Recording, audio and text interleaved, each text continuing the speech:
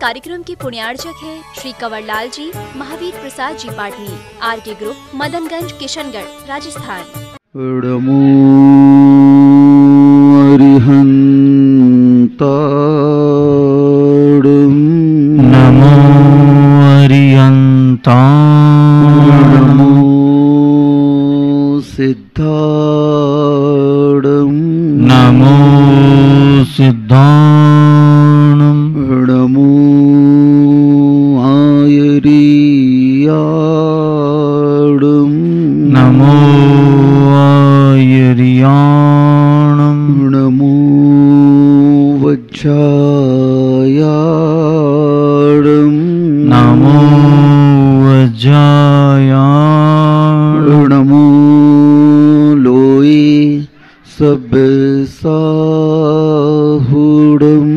नमो लोये सव्वसाहु, नित्य घटती आयु है पर पाप मति घटती नहीं, आई बुढ़ोती पर विषय से कामना हटती नहीं।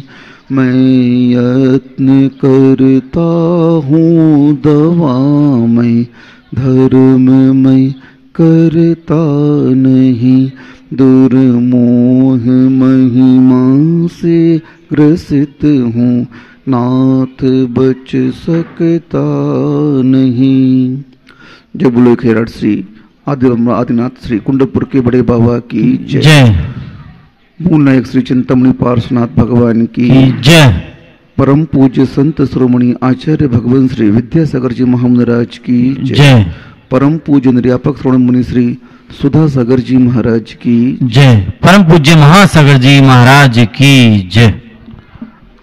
आज का दिन जो है, जिसे आप अक्षय तृतीया के नाम से, पर्व के नाम से मनाते हैं, बड़े महाराज जी ने इसे दान दिवस की संज्ञा प्रदान की है। आज क्या है? दान दिवस है। मतलब आदि के युग में जो घटना घटी आज के दिन, वह घटना बहुत ही महत्वपूर्ण है, क्योंकि जितनी भी घटनाएं घटती हैं, वे सारी घटनाएं हमारी उस आत्मा से संबंध रखती हैं। आज की घटना हमारी आत्मा को पवित्र करने वाली घटना है, क्योंकि आज के दिन हमें याद आया, हम भूले हुए थे। क्या थे? भूले हुए थे कि दान कैसे दिया जाता है, क्योंकि संस्कार आप लोगों के कहाँ के थे? भोग भूमि के संस्कार थे, और भोग भूमियों में तो मात्र भोग ही भोग रहता है। पुण्य का फल भोगने के लिए जीव वहां जाता है, और उस पुण्य के फल के भोगने में इतना तल्लीन रहता है, इतना लिप्त रहता है कि उसे याद ही नहीं रहता है कि हमारे कर्तव्य क्या हैं। और जब चतुर्थ काल का प्रारंभ हुआ, तो उस काल के पूर्व भोग भूमि थी, और भोग भूमि का अवसान ही चल रहा था। तब आदि कुमार आदि ब्रह्मा तीर्थंकर प्रभु का जन्म हुआ, और उस जन्म के उपरांत सारी प्रतिक्रियाएं हुई। जन्म कल्याणक भी मनाया गया, गर्भ कल्याणक भी मनाया गया, तप कल्याणक भी मनाया गया, दीक्षा भी ली भगवान ने। सभी देवगणों ने आकर के वहां पर रत्नों की वर्षाएं की, सब कुछ किया। आपने सब घटनाएं देखी वो सब। लेकिन जब 6 महीने योग धारण करने के उपरांत महाराज आहार पर उठे, तो देखो छायक सम्यक दृष्टि, भरत, बाहुबली, नंदा सुनंदा, बड़े बड़े राजा उस विधि को जान नहीं पा रहे हैं। अब बताओ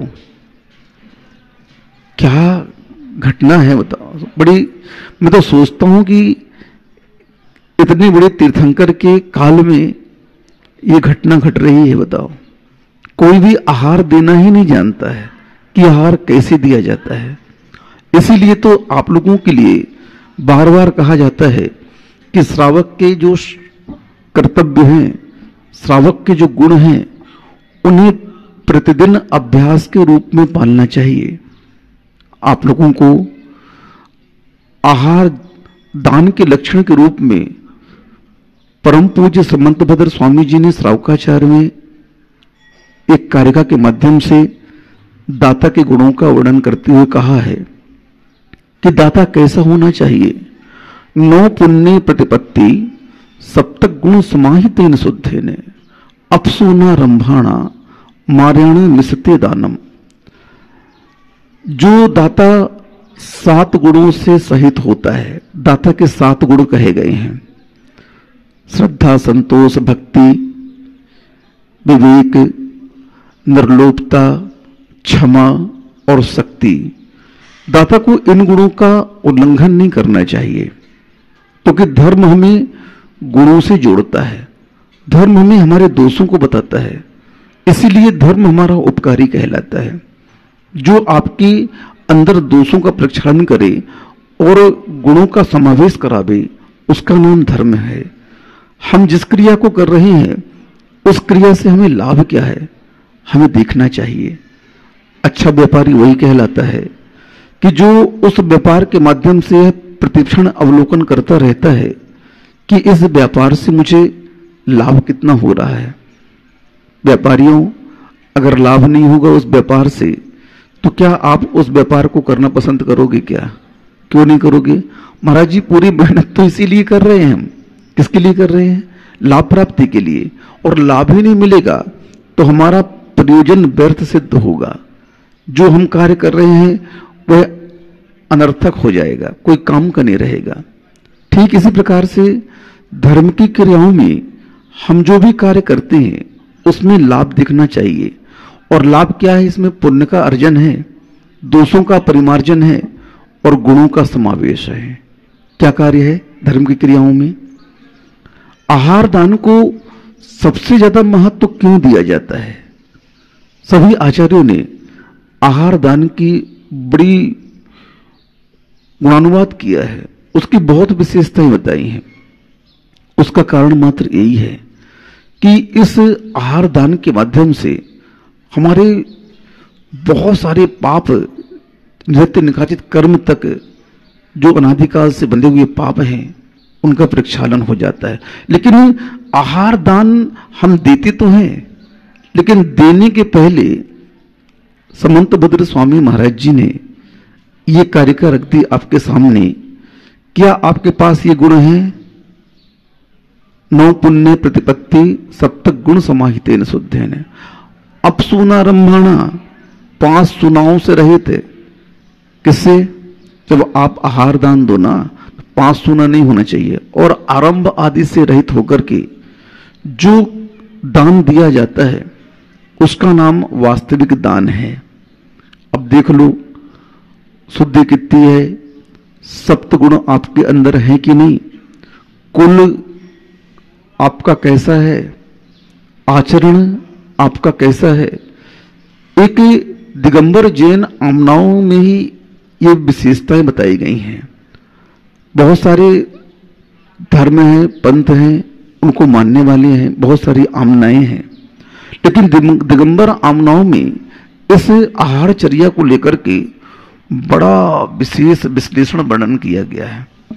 दे देते महाराज जी, कई बार कहते हैं हमारे बड़े महाराज जी, टिफिन ला के देते महाराज को, खा लेते आराम से शांति से बैठ करके। क्या उनका पेट नहीं भरता क्या? पूछ लेते महाराज जी आज क्या खाओगे आप बताओ, वो चीज बना देते बेचारे श्रावक, और आपको ज्यादा परेशानी नहीं करनी पड़ती। अब देखो ना, चौका लगाते हो आप लोग तो कितनी सारी सब्जियां बनानी पड़ती हैं, कितने सारे रस, फल, ड्राई फ्रूट्स, रोटियां, ये वो। मेरे हिसाब से तो कुल 56 प्रकार के भोजन तो रोज बनते हैं चौके में, क्योंकि श्रावक के गुणों में शक्ति भी रखा है और निर्लोभता यानी अलोल गुण भी रखा है, लेकिन इसके साथ साथ एक विवेक गुण भी रखा है। क्या रखा है? विवेक गुण का अर्थ होता है कि हम जो दे रहे हैं वो शुद्ध है कि नहीं है।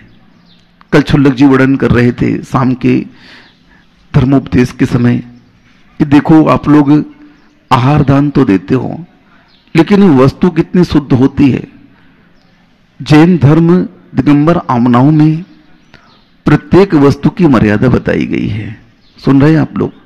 घी कैसे बनाया जाता है, दही कैसे बनाया जाता है, दूध की मर्यादाएं क्या हैं, गेहूं चावल आटे दाल की मर्यादाएं क्या है, मसाला की मर्यादा क्या, पानी दूध, सबकी मर्यादा हमारे यहाँ बताई गई है।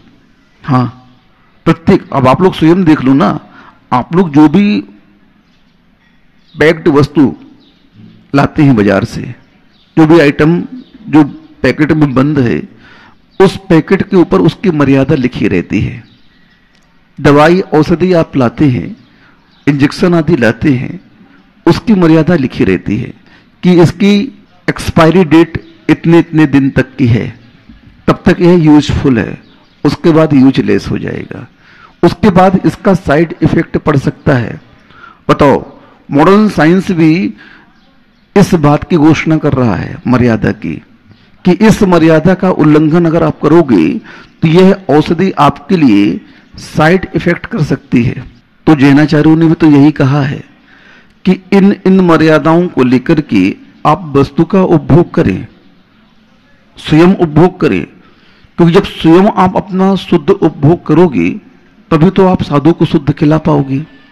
आज चौका लगाना पड़ता है और पहले चौका लगता था अपने आप। प्रत्येक घर में व्यक्ति शुद्ध आहार की गवेषणा करता था, शुद्ध आहार स्वयं करता था, और उसी आहार में अगर मुनिराज आ जाएं तो उनको भी वह नौदा भक्ति से आहार दे देता था। अब बताओ, नौदा भक्ति आप जानते ही नहीं है, पंचसूना आज कोई जानता ही नहीं है, कुल की शुद्धि आचरण की शुद्धि आप जान ही नहीं रहे हो, अभक्ष आदि का सेवन कर रहे हो, सप्तदशनों में लीन हो, और उसके बाद भगवान की पूजन अभिषेक कर रहे हो, मुनियों को आकर के आहार दे रहे हो। इससे पुण्य का आश्रय नहीं होगा। पंच आश्चर्य की वर्षा मुनियों के पुण्य से नहीं होती है। सुन रहे हो? पंच आश्चर्य की जो वर्षा होती है वह श्रावक की शुद्धि, उसकी विशुद्धि, उसकी पवित्रता, उसकी निर्मलता, उसका शुद्ध कुल आचरण जो रहता है ना, उसकी परिणाम स्वरूप वह पंच आश्चर्य की वर्षा होती है। आज क्यों नहीं हो रही? हम तो शुद्ध हैं, तुम शुद्ध नहीं हो। हमने पहले कहा हमारे पुण्य से पंच आश्चर्य की वर्षा नहीं होगी, आपके पुण्य से होगी, और आपका कुल शुद्ध है लेकिन आचरण अशुद्ध हो गया। आज भक्षा भक्ष का कोई विवेक नहीं रहा। क्या खा रहे हो, उस पैक्ड आइटम में क्या रखा हुआ है। यहां तो आटे दाल की मर्यादा बता दी, मसाला की मर्यादा बता दी, घी की मर्यादा बता दी। आज मैं इसलिए बता रहा हूं इस चर्या को, क्योंकि इस चर्या को जानना बहुत आवश्यक है। इस भौतिक युग में और फास्ट फूड के जमाने में आप लोग इस मर्यादा को भूल चुके हैं।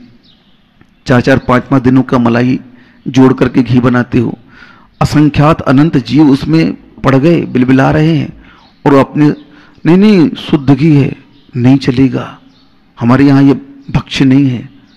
शुद्ध बनाना है तो दही बनाओ, दही को बुलो मर्यादा का, उसके बाद नवनीत आएगा, उसको गर्म करो और फिर बनाओ। हर चीज को इसी तरह, क्योंकि इन मर्यादाओं का उल्लंघन करते ही इसमें नियम से त्रस्त जीवों की उत्पत्ति हो जाएगी। इन्हीं भावना से अहिंसा परमो धर्म की जय। ओम नमः सिद्धेभ्यः। पंच परमेष्टि भगवान की जय। आचार्य श्री गुरुवर कुंद कुंद महाराज की जय। आचार्य श्री गुरुवर विद्या सागर महाराज की जय। परम पूज्य निर्यापक श्रवण मुनि श्री सुधा सागर जी महाराज की जय।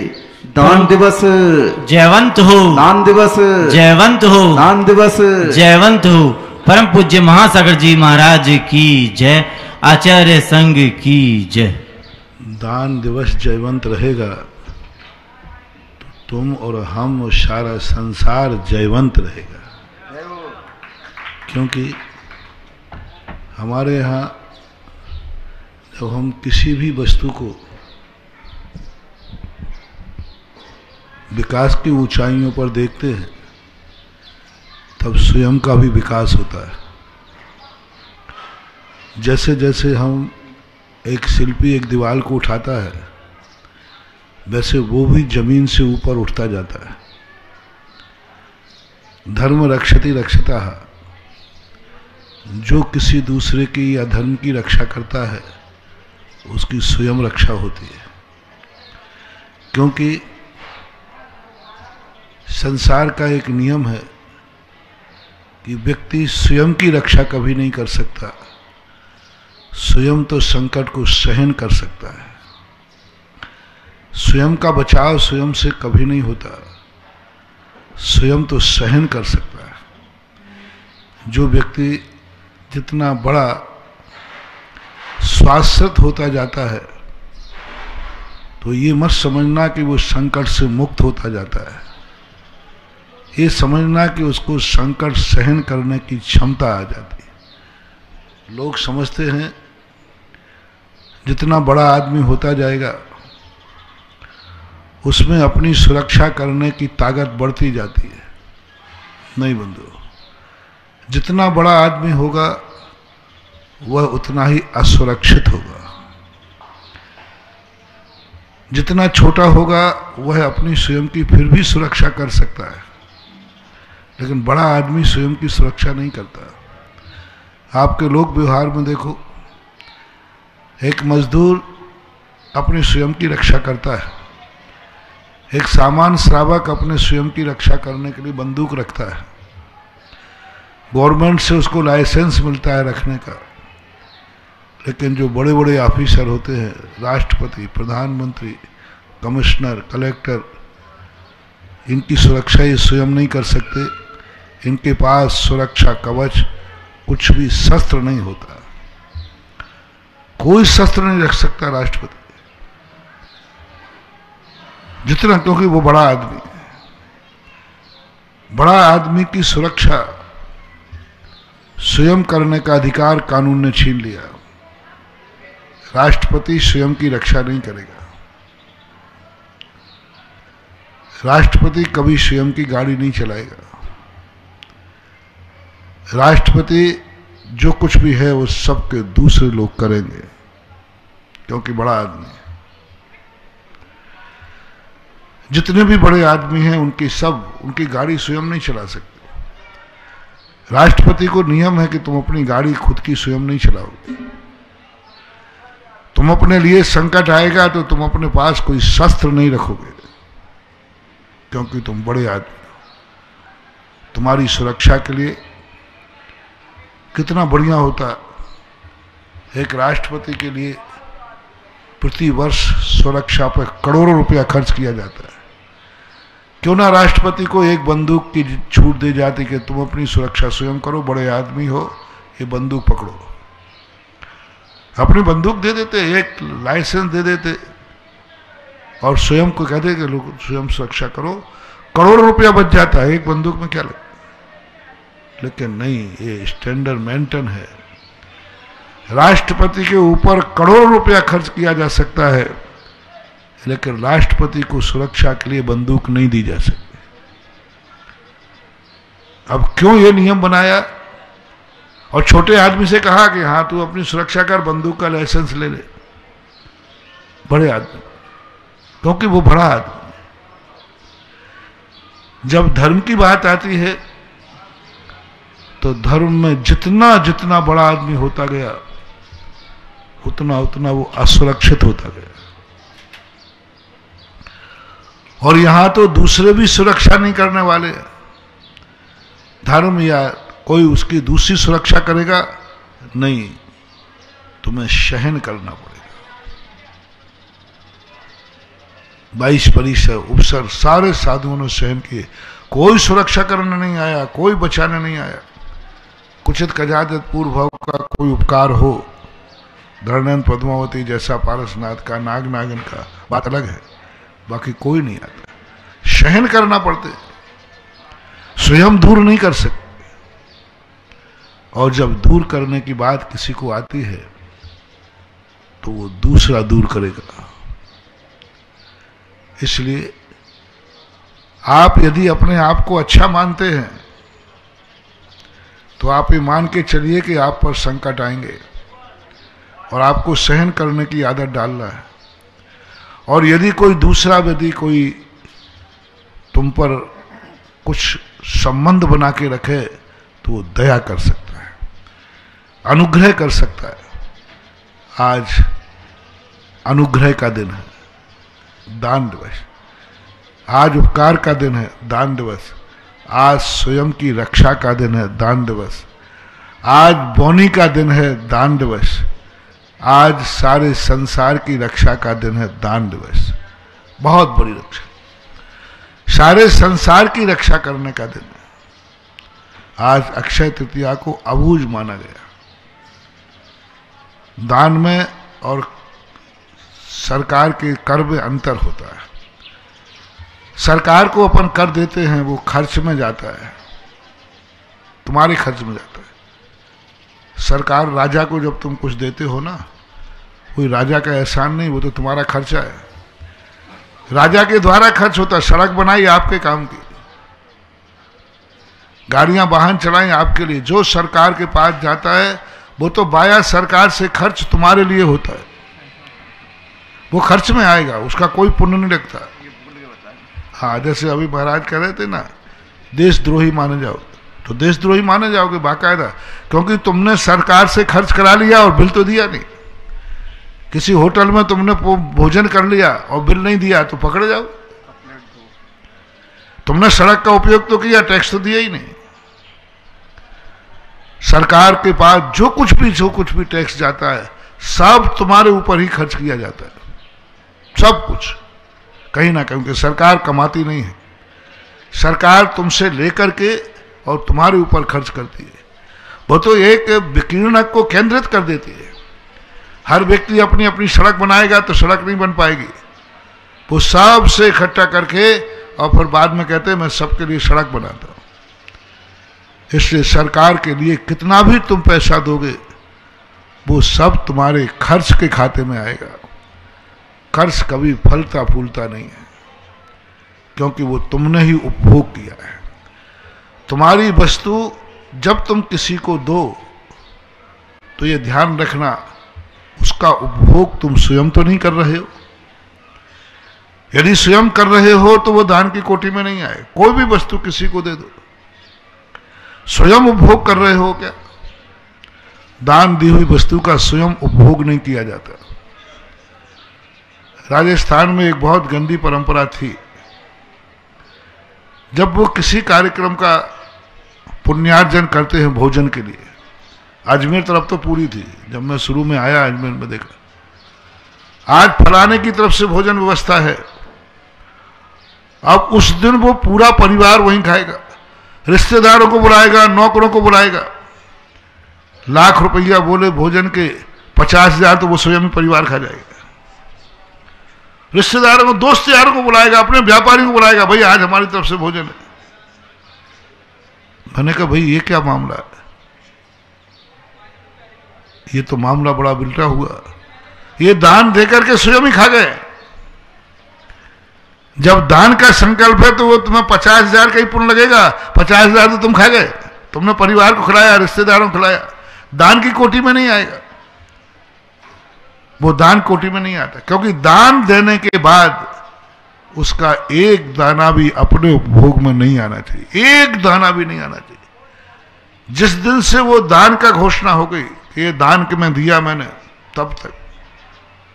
इसलिए मुनिराज को जब आप आहार देते हो, बनाते हो ना, उसमें तुम भी खाते हो। जैसे अभी बताया अतिथि संभाग, वो अभी तुमने बनाया, दान नहीं है, वो तो तुम्हारा है। दान कब हो गया? जब महाराज की अंजलि में रख दोगे। अब महाराज की अंजलि में पहुंचने के बाद बेटा तुमने नियत एक दाना भी लेने का भाव किया कि महाराज थोड़ा सा मुझे दे दो इसमें से, अब नहीं दे सकते। अब नहीं दे सकते, क्योंकि अब तुम दान दे चुके हो। जब तक तुमने दान नहीं दिया था तब तक वो वस्तु तुम्हारी थी। तुमने यदि नाम बोल दिया कि 1 लाख रुपया, 5,000 रुपया, 50,000 रुपया मेरे भोजन व्यवस्था के खाते दान, अब आप वहां पानी भी नहीं पिएंगे, क्योंकि आप बोल चुके, आप दान दे चुके। 1 लाख रुपए का दान दे दिया, 50,000 का दान दे दिया। अब उसमें से यदि तुम पानी पीते हो तो आपको दान के उपभोग का दोष लगेगा, आप उसके भागीदार होंगे, क्योंकि आप दान घोषित हैं। तब मैंने भक्तों से कहा, मैंने कहा भाई दान देने के पहले कह देना भाई 50,000 तो मेरा खुद का है, 50,000 दान में देता हूं, 1 लाख की घोषणा मत कराना, क्योंकि हमारे रिश्तेदार भी यहीं आएंगे। और यदि आपने ये घोषणा नहीं कराई तो फिर आप दान का भोग के लिए निर्माण का दोष आपके खाते जाएगा। कभी भी हो ध्यान रखना, दान के खाते का कभी घोषणा अपने ऊपर नहीं लेना, उसमें नहीं खाना, क्योंकि वो दे चुके। तो जब दान सरकार का तो आप ले रहे हैं, इसलिए सरकार को दिए हुए का पुण्य नहीं लगता, क्योंकि सरकार का आप स्वयं उपभोग करेंगे। किसी ना किसी रूप में सरकार का पैसा गया है, वो लौट के आपको, आपके साधर्मी को, आपके रिश्तेदार को, आपकी जाति को, आपके देश को, आपके नाम से खर्च होगा और आप उसका उपभोग करेंगे, तो वो दान की कोटि में नहीं आएगा। जितना जितना आपने उपभोग किया है। और जब दान होता है, दान का उपयोग नहीं होता, उपभोग नहीं होता। आप जब कुछ दान ऐसे होते हैं जो मंदिरों में भी होते हैं, जैसे हमने कहा भोजन की पानड़ी, जब आप भोजन की पानड़ी करते हैं तब वो पुण्य में नहीं जाएगी, क्योंकि आप खुद भोजन में जाएंगे। जब आप सामूहिक भोजन बोलते हैं तो जितना आपका भोजन दूसरों ने किया वो तो दान में गया, और जितना आपने किया वो दान कट गया। सभी चीजों में जानना, आपका उपभोग आपके खाते में आ रहा है।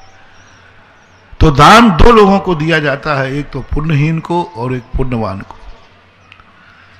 पुण्यहीन के दान की तो आपको खुद सोचना पड़ेगा, पुण्यहीन तो आपसे खुद मांगेगा। पुण्यहीन को दान कोई देता नहीं है, पुण्यहीन दान लेता है। पुण्यहीन मांगता है, मन से मांगेगा, वचन से मांगेगा, काया से मांगेगा, कृष्ण से मांगेगा, कार्य से मांगेगा, अनुमोदना से मांगेगा। कोई ना कोई उपक्रम करेगा जिससे कि आप देने के लिए बाध्य हो जाए। हाव भाव करेगा कि ये व्यक्ति मुझे कुछ दे देवे। भिखारी आदि को आप देख लो, बिना मांगे कोई नहीं देता। कहीं ना कहीं से वह अभिव्यक्त कर रहा है कि मुझे ये चीज दीजिए। जो लिया जाता है दान, किसी के मांगने पर दिया जाता है दान, वो ज्यादा फलदायी नहीं होता, काम चलाऊ होता है, क्योंकि तुमने मांगने पर दिया है और उसने मांगने पर लिया है। और मांगने पर जो दान लिया जाता है, दान कह रहा हूं, वो ऋण के रूप में आता है, क्योंकि मांगा है तुमने स्वीकार किया। जब भी किसी चीज को हम इच्छा चाहेंगे तो हमारे खाते मरेगी, हमें ऋण के रूप में स्वीकार करना पड़ेगा।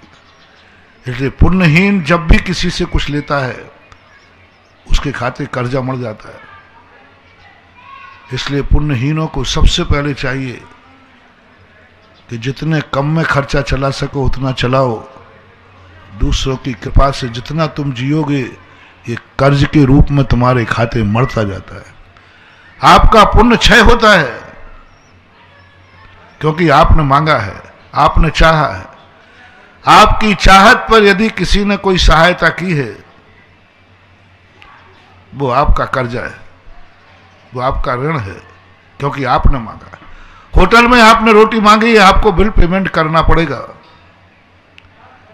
यहां इतना है कि वो बिल पेमेंट नहीं मांग रहा है, लेकिन आपके खर्चा जाएगा। इसलिए पुण्यहीन, जो समझदार पुण्यहीन होते हैं, वे कम में गुजारा चला लेते हैं, परेशानी में गुजारा चला लेते हैं, लेकिन दूसरे की सहायता नहीं लेते, सहयोग नहीं लेते। पुण्यहीन को सहयोग लेना कोड़ में खाज के समान है। अपने जीवन में, इसलिए जैनाचार्यों ने संतोष कहा, आप अपने जीवन में कभी पुण्यहीन की अनुभूति करें तो संतोष का जल पियो। आप जितना अपना पर की तरफ देखेंगे, उतना ही आपकी जिंदगी का पुण्य और क्षय होगा। सहन करना सीखो। पुण्यहीन के मन में यह भाव आए कि भगवान, बस वो दिन नहीं आए जब हमें दूसरे का सहयोग लेना पड़े, हमें यह सोचना पड़े आज कोई 2 रोटी दे दे तो मेरा पेट भर जाएगा, नहीं तो मर जाऊंगा। आज मुझे कोई दवाई दे दे तो बच जाऊंगा, नहीं तो मर जाऊंगा। आज कोई मुझे शरण दे दे तो बच जाऊंगा, नहीं तो मर जाऊंगा। ऐसा परिणाम तुम्हारे अंदर आ रहा है तो आप सहयोग ले लेंगे, लेकिन ये मान के चलना आपको इस उपकार का बदला चुकाना पड़ेगा नियम से। जो जो पुण्यहीन सहयोग ले रहे हैं ये सावधान रहें। जिसने तुम्हारा सहयोग किया है दुख के दिनों में, परेशानी के दिनों में, पुण्यहीन पने में, आपको सब बदला चुकाना पड़ेगा। वर्तमान युग में सारी कथाएं भरी पड़ी हैं। जिन जिन पुण्यहीनों पर जिनने सहयोग दिया उनको चुकाना पड़ा। पारसनाथ के पुण्यहीन थे नाग नागिन, उनको अपने उपकार का बदला चुकाने आना पड़ा। आए वो धरणेन्द्र पद्मावती बन के आए, क्योंकि वो पुण्यहीन थे और पुण्यवान ने तुम्हारी रक्षा की है। पुण्यवानों से रक्षा कराना बहुत खतरनाक है मानव। हमने बहुत दिन पहले कहा था पुण्यहीन से रक्षा कराने में आपत्ति नहीं है, पुण्यवान से रक्षा कराने में बहुत आपत्ति। पुण्यहीन यदि तुम्हारी सेवा करे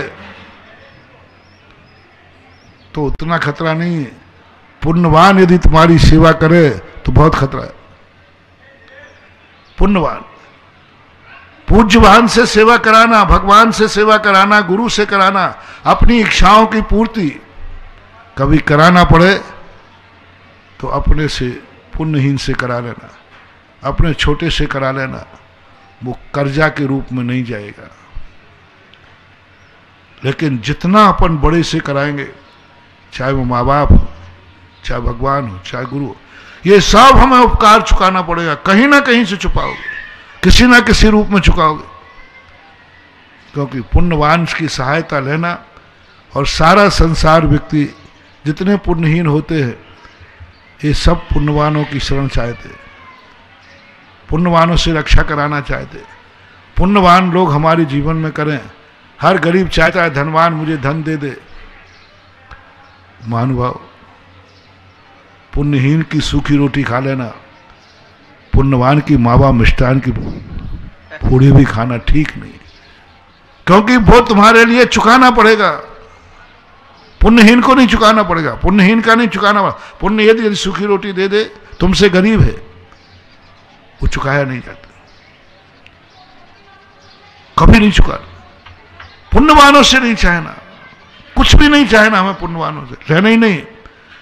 पुण्यवानों को तो देना है, पुण्यवानों से लेना नहीं है। पुण्यवानों की तो जय बोलना है, उनसे जयकार बुलवाना नहीं। पुण्यवानों की तो सेवा करना है, उनसे सेवा करवाना नहीं। पुण्यवान का तो सहयोग करना है, उनसे सहयोग करवाना नहीं। पुण्यवानों की तो रक्षा करना है, उनसे रक्षा करवाना नहीं। पुण्यवान के हमें काम आना है, पुण्यवान से काम लेना नहीं। अभी 1 महीने के प्रवचनों का सारांश मैं तुम्हें बता रहा हूं। जब भी तुम्हें काम पड़े 2 व्यक्तियों से हो सकता है, एक पुण्यहीन से, एक पुण्यवान से। पुण्यहीन से करा लेना, अपने से छोटे से करा लेना, बड़ों से नहीं कराना। बड़ों से तुमने अपना काम कराया, बहुत लंबा चौड़ा बिल बनता है। वैसे हमारे पास पुण्य कम है, वैसे हम पुण्यहीन हैं, और पुण्यवान से अपने काम करा लिए, पुण्यवान हमारे काम आ गया तो ऐसा बिल बनेगा कि उस बिल को चुकाने में मुश्किल पड़ जाएगी। पुण्यहीन ज्यादा बिल बना के नहीं देता। पुण्यहीन अपने आप में बहुत बड़ी चीज बनता है। इसलिए दुनिया में जितनी भी सेवा कार्य है पुण्यहीनों को सौंपे जाते हैं, पुण्यहीनों को कराते हैं, कराने की परंपरा है। हम साधु लोग भी पुण्यहीन का हार लेते, पुण्यवान से नहीं। जो हमसे अधिक पुण्यवान है हम उससे कभी हार नहीं लेंगे, हम पुण्यहीन से हार लेते, क्योंकि पुण्यहीन का हार कभी चूकता नहीं। इसलिए पुण्यवान को तो, यदि आपको पुण्यवान की पुण्यहीन है तो आप अपनी साधना शुरू करें, प्रार्थना करें, हे भगवान मुझे अपने जीवन में कभी पुण्यवान का सहयोग न लेना पड़े। गरीब है कभी धनवान से धन न लेना पड़े, आज समर्थवान से कभी मुझे सहयोग न लेना पड़े। ये प्रयास आप करिए, और हो सके तो देने का प्रयास करिए। पुण्यवान जब भी कभी तुम्हें मिले, चाहे धन का हो, चाहे धर्म का हो, चाहे गृहस्थी में हो, चाहे परमार्थ में हो, आपसे बड़ा कभी भी कोई मिल जाए तो आप तुरंत एक भाव करना, मैं इसको क्या दे सकता हूं। बिल्कुल उल्टी विचारधारा चल रही है। जब जब अपने पास कोई समर्थवान व्यक्ति आता है तो अपने मन में क्या भाव आता है, इससे मैं क्या ले सकता हूं, इससे मुझे क्या मिलेगा, क्योंकि समर्थवान है, शक्तिमान है। हर व्यक्ति को समर्थ और शक्तिमान से लेने का भाव आता है। अपन को समोषण मिल जाए, अरे भगवान समर्थवान है, हम वहां से कुछ ना कुछ लेने का भाव करेंगे, मंदिर से लेने का भाव करेंगे। सारे दुनिया में एक ही भाव है, समर्थवान से लेने का भाव आता ही है। पर ये उल्टी माया है महानुभाव, इसलिए तो अपना कल्याण नहीं हो पा रहा है। अपन को पुण्यवानों का ऋण चढ़ा हुआ है, पुण्यवानों का ऋण चढ़ा है। जब तक पुण्यवानों का ऋण नहीं चुकेगा हमारा कल्याण होने वाला नहीं है, कल्याण होने वाला, क्योंकि अपन ने पुण्यवानों से इतना ले लिया है, बात बात में पुण्यवानों से लिया। जब जब संकट आया हमने पुण्यवान को पुकारा, जब जब हमें किसी की जरूरत पड़ी हम समर्थ के दरवाजे दौड़े, और भरा पड़ा है कर्जे से। नहीं महान, थोड़ा उल्टा करना। जब भी तुम्हें किसी भी क्षेत्र में पुण्यवान मिले, आप उसको क्या दे सकते हैं, आपको तुरंत सोचना है, मेरे पीछे पुण्यवान चल रहा है, मैं इसको क्या दे सकता हूं, मैं क्या दे सकता हूं। तुरंत मन में आओ, साइड दे सकता हूं, आप उसको साइड दे दीजिए। बहुत बड़ा धर्म करना। मैं कुछ दूंगा उससे लूंगा नहीं। यदि 4 व्हीकल आगे चल रहा है तो आप 2 व्हीकल वाले गाड़ी नहीं बताएं कि मुझे साइड दो। तुम्हें पुण्यवान को साइड देना है, पुण्यवान से साइड लेना नहीं है। पुण्यवान यदि आगे चल रहा है तो अपनी बाइक को धीरे कर लीजिए, उससे साइड मत मांगो, क्योंकि पुण्यवान आगे चल रहा है। और यदि पुण्यवान पीछे आ रहा है तो तुरंत कहो मुझे इसको साइड देना है, तुरंत देर मत करना, तुरंत साइड दे दो। आपका बहुत बड़ा पुण्य उस समय तुमने अर्पित कर लिया, क्योंकि तुमने बड़ा आदमी देखकर देने का भाव किया। जब तुम्हारे सामने कोई धनी आदमी आए, धनवान, तुरंत सोचो इसको मैं क्या दे सकता हूं, मेरे पास क्या है। कृष्ण जी जैसी शक्ति के पास जब सुदामा ने अपनी पत्नी से कहा, किसके पास भेज रहे हो, द्वारकाधीश के पास, 3 खंड के अधिपति के पास, उस समय मनुष्य लोक का सबसे बड़े राजा के पास, आर्यखंड का, उसके पास जाने के लिए मेरे पास देने को क्या है। अरे भाई, बड़े आदमी को देने के लिए भेज रहे हो कि लेने के लिए। पत्नी कहती है मैं देने के लिए भेज रही हूं तुम्हें, कि जाओ ऐसे संकट के समय द्वारकाधीश से कुछ लेके आओ। सुदामा कहते हैं यही और पाप का उदय आ जाएगा। यदि मैं उस दरवाजे लेने के लिए गया तो जो मेरा पुण्य है वो भी खत्म हो जाएगा। बड़े आदमी किसी गरीब के यहां भेज दे तू, मेरे से ज्यादा गरीब है उसके घर में चला जाऊं मांगने के लिए, मेरे से ज्यादा गरीब जो है, मेरे से ज्यादा पुण्यहीन है, मैं उसके दरवाजे मांगने जा सकता हूं, लेकिन संसार के सबसे बड़े आदमी के पास मांगने नहीं जाऊंगा, मैं लेने नहीं जाऊंगा, क्योंकि बड़े आदमी से लेना ऋण है। यदि जाऊंगा तो कुछ देने के लिए जाऊंगा। सुदामा ने चावल उठा लिए जो भी उनके पास थे, पत्नी ने दिए, जाओ ये चावल दे करके आओ, देने जाओ। और सुदामा देने गए, और देने का परिणाम सबको मालूम है। उन्होंने कुछ मांगा नहीं, कुछ लिया नहीं, कृष्ण ने बाद में दिया, वो सब बात की कहानी है। सुदामा देने गए थे ना कि लेने गए थे। जो बड़े आदमी को देने जाता है उसके दिन एक भंडार ऐसे भरते हैं कि वे कभी खाली नहीं होते। और ये कला जैनियों की है। जैनी का सबसे बड़ा देवता को सबसे बड़ा कौन है व्यक्ति? भगवान। सबसे बड़ा भगवान है। संसार का पहला मंदिर है, पहला भगवान है जिसके भक्त ये भाव करके जाते हैं, मंदिर में से कुछ लाते नहीं है, मंदिर को दे करके आते हैं, क्योंकि बड़ा आदमी है। बनिया जो होता है ना, छोटों को खूब चूसता है। गरीब दुखी आ जाए ना तो इनको ऐसा ब्याज लगाता है कि वो बेचारा कभी उधर नहीं हो पाता। छोटा है, पुण्यहीन है, पुण्यहीनों को खूब लेने में इसको डकार भी नहीं आती। पुण्यहीन को लेने में इसको डकार नहीं आती। और पुण्यवान भगवान का एक दाना भी नहीं लेता। नहीं, वहां तो हाथ धोके आता भगवान, ये पकड़ो, देने जाता है। जैनी का लक्ष्मी पुत्र होने का सबसे बड़ा कारण है ये अपने सबसे बड़े आदमी को देने जाते हैं, लेने नहीं जाते। जब जब तुम बड़े आदमी को देखकर देने का भाव करोगे, तुम एक दिन बड़े बन जाओगे। और बड़ों से लेने का भाव करोगे तो और जो हो उससे डाउनफॉल और हो जाएगा। इसलिए बड़े आदमी को तो दिया जाता है। अब आई दान की बात। पुण्यहीन का दान तो उसके मांगने पर तुमने दिया है। वो दरबारे आया है, वो दुखी है, उस मजबूरी को तुमने निपटाया है। मजबूर होकर निपटाया। बेचारा दुखी था, लोग तुम्हारा नाम रखते, क्या बात है।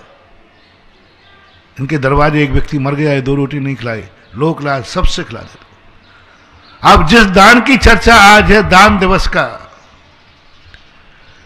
दान दिवस के दान के दिन किसको देना है दान? वास्तविक दान किसको कहलाता है?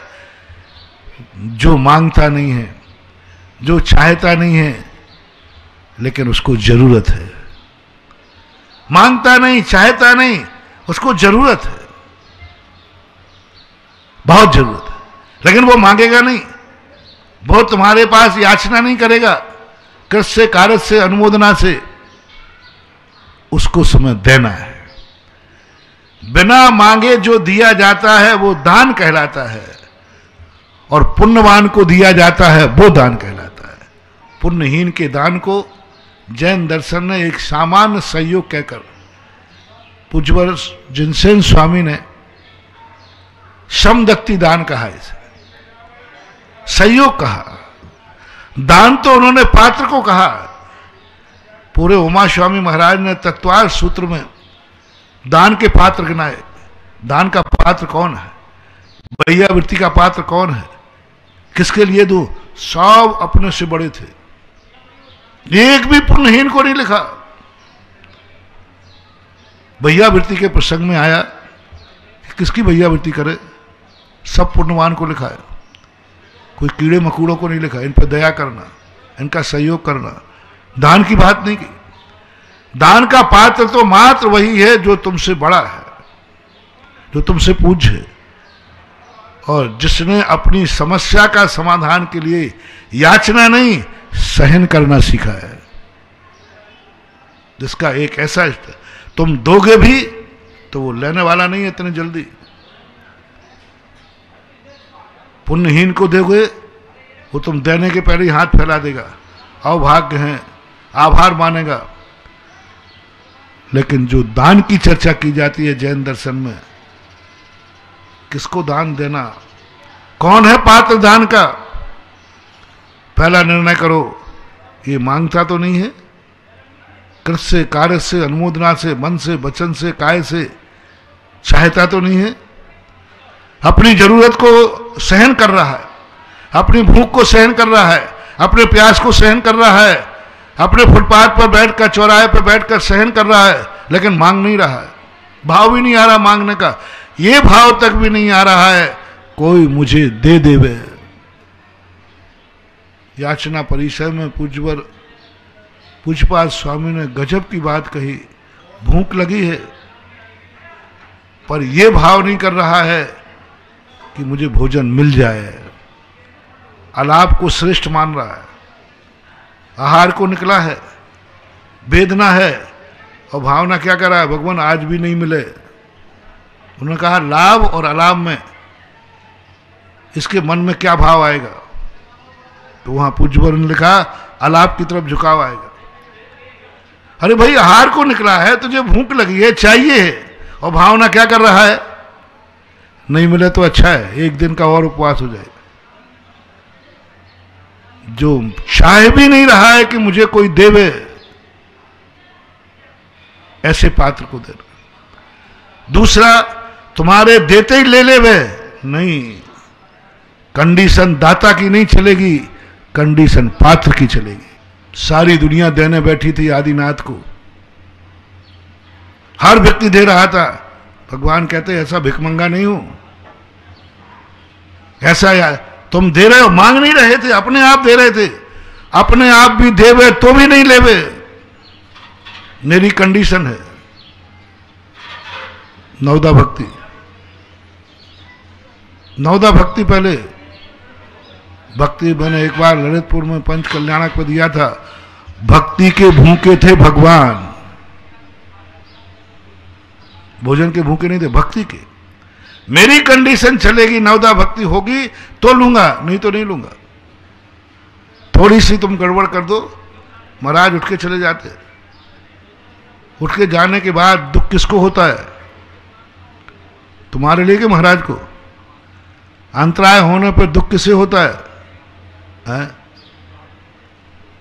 कल अंतराय हो गया निष्कम साहब, तो इन्होंने तो नहीं कहा मेरे से आगे, महाराज जी हमारे पाप कर्म का होता है, अंतराय हो गया। ये तो मुस्कुराते हुए आ गया, महाराज जी मजा आ गया। रोते आए वो श्रावक, वो क्या नाम उनका, इनके यहाँ हुआ टोटल मलिका, ये रोते आए, महाराज जी अंतराय हो गया। मैंने तो क्यों रो रहा, तेरा तो बच गया, तेरा तो बच गया, रोवे वो जिसको नहीं मिला है। धन्य है जैन दर्शन, जिसको चाहिए है उसको नहीं मिला, वो खुश हो रहा है, और जो देने वाला है वो नहीं दे पाया तो वो रो रहा है। देने वाला रोता है, देने वाला ना दे पाए तो रोता है, इसको बोलते दान। और लेने वाले को नहीं मिले तो लेने वाला रो पड़े, इसको बोलते हैं भीख। भिखारी को यदि तुम दो और नहीं दो, बीच में से भट जाओ तो वो रो पड़ेगा।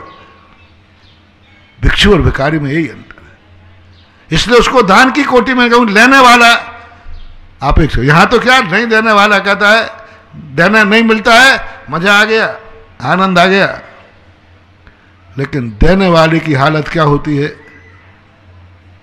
उसके गले में रोटी नहीं जाती, फिर आज दे नहीं पाया।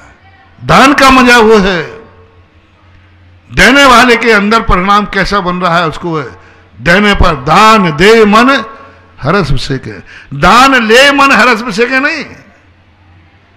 दान लेने वाला हर्षित नहीं होता, दान देने वाला हर्षित होता है। तो अपनी कंडीशन लगा करके ऋषभ देव कहां मिलेंगे ऐसे पात्र? प्रभु आपकी जो कंडीशन है मुझे मंजूर है, बस मेरा एक ग्रास ले लो। जो कंडीशन आप लगाओ, आप कहो कि हम शुद्ध लेंगे तो शुद्ध, आप कहोगे कि नवदा भक्ति करो तो नवदा भक्ति। कई बार कहते हैं, हम कहते भैया शुद्धि बोलो, तो महाराज बोल दी, दादागिरी में द्वारा बोल। जब बोल दी महाराज तो द्वारा क्या बोलो, तो बाहर अर्थ मेरी नहीं पड़ी है। आओ सरकार 3 बार बोल दो। यदि तुमसे कहूं कि तुम दिन भर शुद्धि बोलोगे तब दूसरे दिन आहार होगा, तो तुम क्या करोगे? हम महाराज हम तो दिन भर बैठे मन शुद्धि करते रहे। यह है दाता का अंतर। आज अक्षय तृतीया दान दिवस के दिन ऐसा ही महापात्र, महापात्र का महत्व एक दरवाजे पहुंच गया। साधारण चीज नहीं महानुभाव, बड़े आदमियों को अपना कुछ देना पड़े, झूम जाओ। अपने से पुण्यवान को कुछ देना पड़े, भूखे मर जाओ, भूखे रह जाओ, मरना पड़े तो मर जाओ। एक रोटी है, तुम पुण्यहीन हो, सामने पुण्यवान है, तुम पुण्यहीन भूखे मर जाना, पुण्यवान को खिला देना। पुण्यहीन के मन में ये भाव आवे, कमाते समय, रोटी बनाते समय, जीवित समय, सुबह उठते समय, जब आप सुबह उठते हैं, हे भगवान मेरा आज का दिन किसी पुण्यवान के लिए काम आ जाए, आज मैं पुण्यवान के काम आऊं। सुबह उठ करके आज का दिन मेरे पुण्यवान की सेवा में जावे। ऐसा कौन सा पुण्यवान है संसार में जिसके लिए मैं कुछ कर सकता हूं, कुछ दे सकता हूं।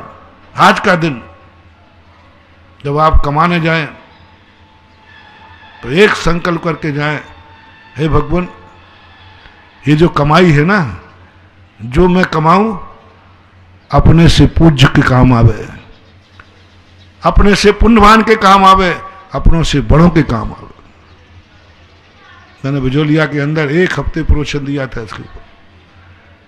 जो व्यक्ति कमाते समय ये सोचता है मेरी ये कमाई पुण्यवान के काम आना चाहिए, मेरे काम नहीं, मेरे काम तो आने का सवाल ही नहीं उठता, भाव ही नहीं करता। मैंने निषेध किया था पापी पेट को कभी मत कमाना और पुण्यहीनों को कभी नहीं कमाना। पुण्यहीनों के लिए कमाया नहीं जाता, पुण्यहीनों को कमाना नौकरी है, अपने लिए कमाना एक प्रकार की लोलुपता है, गृद्धता है। कमाते समय एक ही भाव करो कि मेरा कमाई पुण्यवान के काम आवे, मेरे बड़े के काम आवे। जिसको मैंने उदाहरण दिया था, हर बाप ये कहता है मेरी कमाई मेरे बेटे के काम आवे, मेरा मकान मेरे बेटे के काम आवे, मेरे बच्चों के काम आवे। ये भाव आपके होते। भगवान के माथे पर सिकन भी नहीं थी कि मैं क्या करूं, कोई दे ही नहीं रहा है जो मुझे चाहिए, जैसा मुझे चाहिए। वो तो प्रतिदिन आनंद के साथ घूम के लौट के आते थे, लेकिन सारे संसार की क्या दशा थी। एक एक नगर में चूल्हे नहीं जल रहे थे, एक एक नगर में हर व्यक्ति रोने बैठा था, ऋषभदेव कुछ ले क्यों नहीं रहे, ले क्यों नहीं रहे। दान का मजा बस यही है, देने वाला तड़प जाए। कोई दान की बात आती है तो आजकल लोग भाग जाते हैं। क्या कहते हैं, महावीर जयंती की पानड़ी करने जाओ तो बाप बेटे से कहता कह देना वहां पापा नहीं है, और छुप जाता है कहीं ये दान मेरी तरफ नहीं देख ले वे। समझ लेना अब मिटने के दिन आ गए। पुण्य कार्य के लिए जब तुम बचने का प्रयास कर रहे हो, पुण्यात्मा को देख करके तुम्हें यह भाव आया है मुझे कुछ देना नहीं पड़े, मुझे कुछ देना नहीं पड़े, पुण्यवान को देखकर यदि तुम्हारा ये भाव आ गया, समझ लेना आपके बहुत बुरे दिन आने वाले हैं। क्योंकि पुण्यवान के प्रति आपका परिणाम ये जाग गया मुझे देना नहीं पड़े। मंदिर में चौलेश्वर में दान बोल रहा है, अभी अपन को चौलेश्वर नहीं जाना, क्योंकि कहीं ऐसा ना हो कि कुछ देना पड़े, मंदिर बनाना पड़े। आज अपन को जाना ही नहीं है क्योंकि आज बोलियां लगना है, ऐसा ना हो कि कोई एक आध बोली लेना पड़े। आज दान का प्रसंग चल रहा है, आज कुछ ना कुछ देना पड़ेगा, इसलिए आज जाना ही नहीं। समझ लेना आपका बहुत बुरा दिन आने वाला है, बहुत बुरा दिन आने वाला है। क्योंकि आप पुण्यात्मा को देने की बारी आई, एक गरीब और भिखारी को देने की बात आए तो छुप जाना, एक गरीब और पुण्यहीन को देने की बात आए तो नकार देना, लेकिन कभी पुण्यवान को देने की बात आए तो महानुभाव अपनी पेट की रोटी काट करके भी देने का भाव करना, यदि अच्छे दिन चाहते। पुण्यहीन आ जाए तो मुंह फेर लेना, सही हमारे पास चला आया यहां पर, लेकिन कभी गुरु दरवाजे आ जाए तो, कभी कोई पुण्य तुम्हारे सामने मांगने आ जाए कि सेठ जी मुझे जरूरत है, कहना नहीं है मेरे पास, लेकिन कभी भगवान के यहां से बुलावा आ जाए, कभी मंदिर के लिए बुलावा आ जाए, कभी तीर्थ क्षेत्र को बुलावा आ जाए कि आज तीर्थ क्षेत्र को जरूरत है, तो महानुभाव अपने खर्च का पैसा भी दे देना और हो सके तो कर्जा करके भी दे देना। भगवान को देने का भाव आया है, पुण्यात्मा को देने का भाव आया, अभाग। कभी पुण्यवान को देख करके देने के नाम से कभी मन में भी विकल्प नहीं करना, भाव भी मत करना, हमेशा यही भाव करना, हे भगवान जो कुछ भी मेरी जिंदगी में है, जो कुछ भी मुझे देना है, सब पुण्यवान के खाते जावे। मुझे भी भूखा रहना पड़े तो मुझे कोई आपत्ति नहीं है, पर पुण्यवान भूखा नहीं रहे। सुनो रे गरीबों, सुनो रे दुखी लोगों, एक सूत्र देता हूं दान दिवस का। दान दिवस की बात कर रहा हूं इसलिए मैंने भेद कर दिए। खर्च अलग चीज है, सहयोग अलग चीज है, दान अलग चीज है। अपनी जिंदगी में तुम्हें आज अक्षय तृतीया पे एक नियम लेना है। मेरी जिंदगी में मुझे भूखा रहना पड़े तो इसका कोई दरकार नहीं। हे भगवान, इस संसार में कोई पुण्यात्मा भूखा न रहे,